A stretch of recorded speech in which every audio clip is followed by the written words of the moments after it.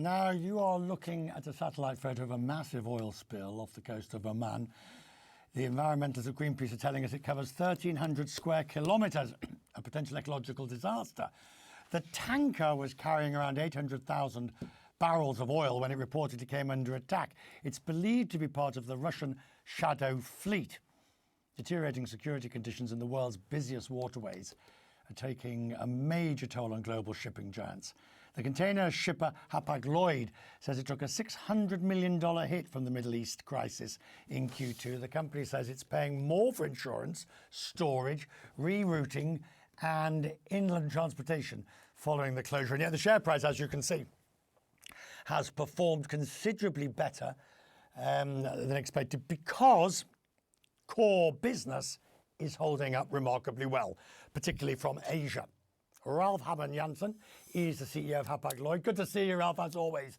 Thank you for taking the time to join us from Hamburg. It is an interesting tale, isn't it? Because despite all these tremendous difficulties, which we will get off to in just a moment, the core business is holding up quite well, and in some parts of the world is doing remarkably well. Absolutely. I think if you look back even a little bit longer, I mean, the last 2-3 years have been remarkably strong. I mean, if you recall, 3 years ago, everybody was talking about a looming crisis in container shipping. And ever since, especially the volumes on the dominant legs out of Asia and also out of some other places have just done really, really well. If you compare 23 with 26 in 3 years' time, those dominant legs have grown close to 25%. And that's actually quite remarkable and something we haven't seen for a long time. So let's talk to the other side. The Strait is still closed. The Red Sea is giving you all sorts of problems from the Houthis.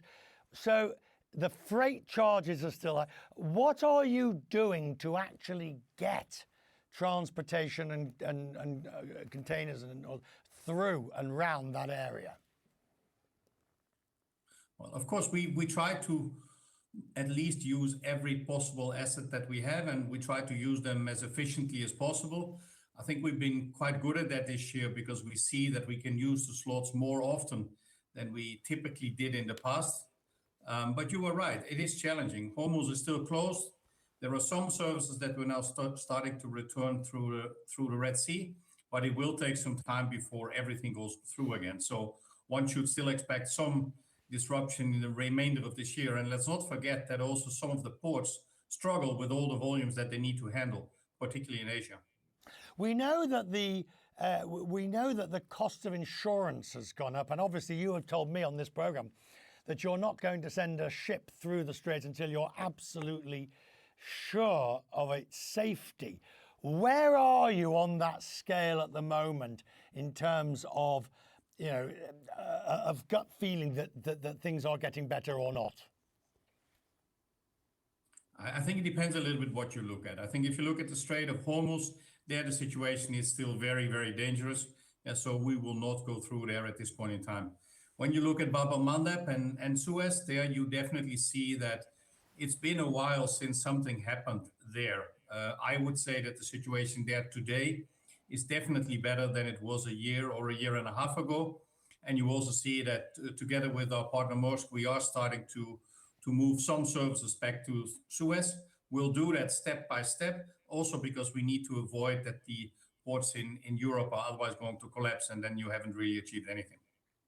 On the demand question, which is where we started this interview, the demand for shipping. Now, the slowdown supposedly that's taken place in China, or at least the issues with China, I mean, this has all alleviated what is a deteriorating situation, but it can't go on forever. For instance, we can't keep drawing down stocks of oil. We're going to have to, at some point, find resolution, or we will be looking at serious economic problems. Where are you on that scale, do you think? No, I think when you look today at the markets have been remarkably robust.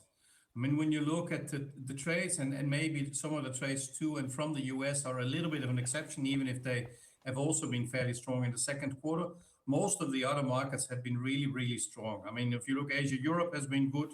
Asia, Africa has really been booming already for longer. The trades into Latin America are strong.